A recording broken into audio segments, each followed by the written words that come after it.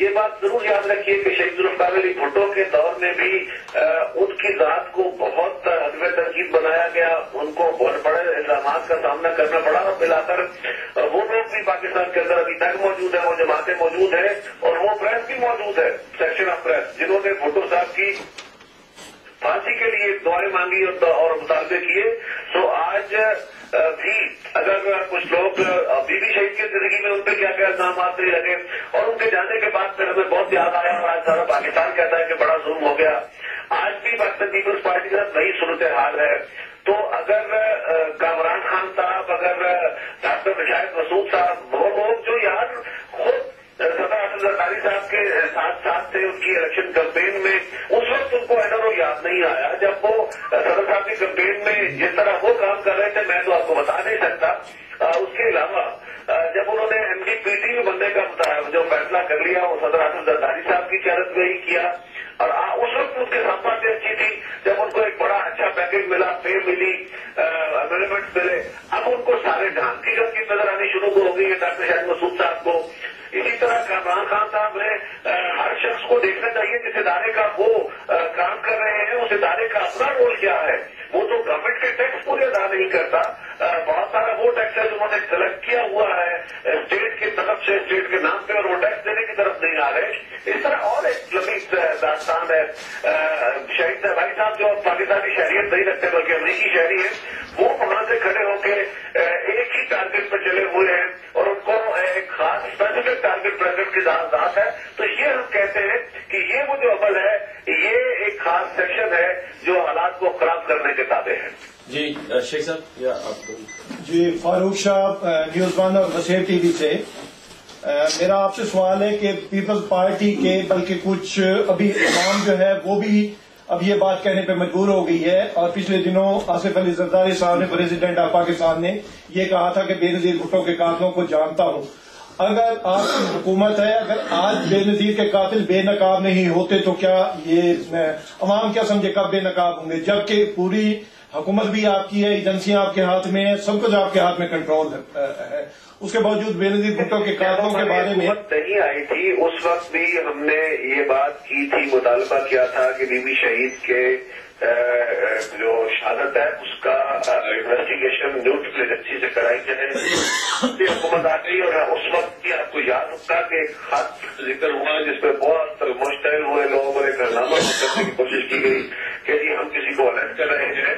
आपको पता है कि पाकिस्तान के अंदर जो फिजा है, अगर खुदा न खास्ता हमारा हम खुद इन्वेस्टिगेशन जो कर रहे हैं उसमें किसी का नाम निकल आए, किसी सियासी शख्सियत का या किसी आम बंदे का, तो ये कहा जाएगा कि पीपल्स पार्टी विक्टिमाइजेशन पे आ गई है।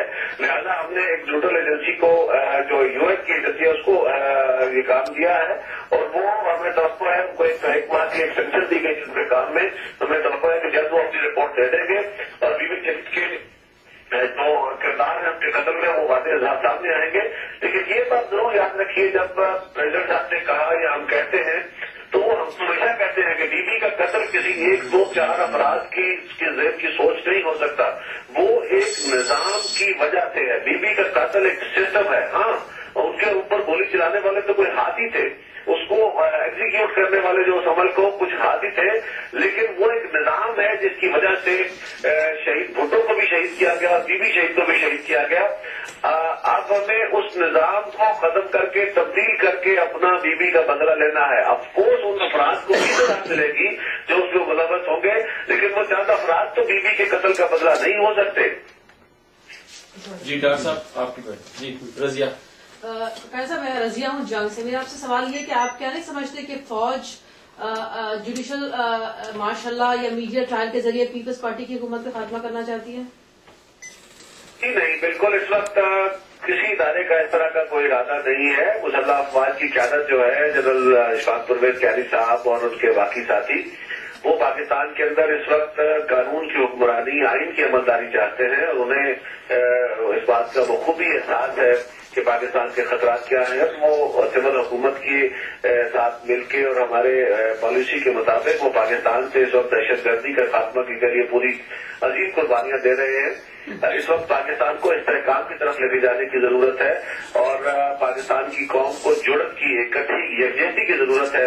ये किस तरह मुमकिन है कि कोई क़यादत जो है किसी भी इदारे की वो पाकिस्तान को अनस्टेबल करने का सोचे, ये नहीं हो सकता। ये ऐसी कोई समझ नहीं है। जी शेख साहब। कहना साहब, मेरा नाम शेख है और मेरा ताल्लुक स्टार न्यूज से और स्टार टीवी से है। मेरा सवाल ये है कि जिस महज़ब मुआशरे में हम लोग रह रहे हैं, आई मीन यूके में और यूरोप में, वहाँ पे अगर किसी पे उंगली उठती है तो वो शख्स वो वजीर या किसी अदारे का सरबराह रिजाइन कर जाता है। लेकिन कितनी अजीब सी बात है कि पाकिस्तान में जिन लोगों पे इल्जाम लगे हैं और जो सुप्रीम कोर्ट को कहते हैं हम जाएंगे और अपनी सफाई पेश करेंगे, लेकिन उन्होंने अभी तक किसी ने रिजाइन अज खुद नहीं दिया है। और उसमें अब क्या समझते हैं कि वजीर दाखिला जिसके हाथ में पूरी पुलिस है, वो किसी के 4 डंडे मरवाए और अपने हक में बयान दिलवा दे, और वजीर दफा जो फौज जिसके हाथ में है वो जिसे चाहे जो मर्जी बयान दिलवा दे। तो इन हालात में क्या अवाम ये समझ सकती है कि ये लोग इंसाफ के रास्ते पे चलेंगे? मुख्तसर 2 पहलुओं से जवाब देना चाहूंगा। एक तो गुजारिश ये है कि हम एक पार्टी है, एक पार्टी की हुकूमत है। फर्ज करे जिन वज़रा का आपने जिक्र किया वो अपने अहदों से अलग हो जाते हैं तो उनकी जगह पीपल्स पार्टी के ही लोग बैठे होंगे ना, तो फिर हम पे ये बात आएगी क्योंकि इसकी हुकूमत है, लिहाजा या अपने लोगों को रिलीफ दिलवा देंगे, तो फिर तो हुकूमत से हमें अलग होना चाहिए ना, सारी हुकूमत अलग हो जाए ताकि जुटल बिल्कुल जिस तरह समझ रहे हैं गवर्नमेंट आ जाए। क्योंकि एक फर्ज तो नहीं होता, सिस्टम अहम होता है। और इस वक्त मरकज में पाकिस्तान पीपल्स पार्टी की हुकूमत है, उनकी जगह फिर भी तो पीपल्स पार्टी के लोग ही आके बैठेंगे ना, तो ये तो सवाल फिर भी रहेगा। लेकिन मेरा आपसे सवाल थोड़ा सा और है। आपने बड़ी खूबसूरत बात कही कि आप जिस माशरे में रहते हैं उस माशरे में अगर किसी तरह उंगली उठती है तो उसको वो से अलग हो जाता है। ये बात जरूर याद रखिए कि आपके ममालिक में गलत उंगली उठने पे, गलत खबर लग जाने पे, किसी बंदे को टारगेट करने पे जो डेफर्मेशन क्लासेज होती है वो इतनी तेजी से अप्लाई होती है कि उन इदारों की आपके हालात बहाल नहीं होते और आपके उस मुआशरे में किसी के ऊपर रियासत की तरफ से गलत केस करने, झूठे केस करने का कोई तसव्वुर नहीं है।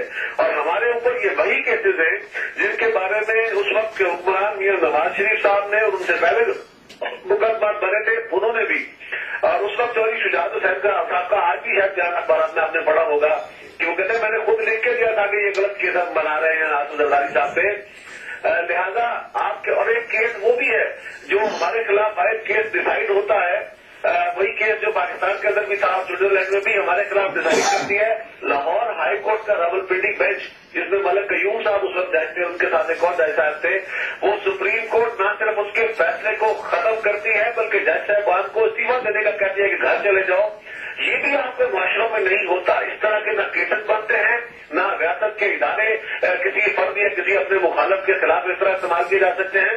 आपके मुल्क का हुक्मरान या आपके मुल्क की तो जो मलिका है वो भी एक पुलिस के सिपाही को मजबूर नहीं कर सकती, जबकि पाकिस्तान के माशरे में क्या नहीं होता। लिहाजा यहाँ के नॉर्म्स जो हैं, हम पे लगने वाले इल्जाम जो हैं, वो अगर तो कोई इल्जाम साबित हुआ हो तो बिल्कुल, लेकिन आपको इल्म है कि जब हुक्मरान मानते हैं, मियां साहब की अपनी किताब है जिसमें इंटरव्यू दिए हुए हैं कि हमने गलत केसेस बनाए, हमसे केसेस बनवाए गए, उस वक्त की इदारों ने बनवाए, चौधरी शुजात साहब ने कहा है, अदालतों के अंदर जो केसेस गए उनकी सूरत अभी आपके सामने है। 12-12 साल 13-13 साल तक हमें बिला किसी सजा के जेल में रखा गया।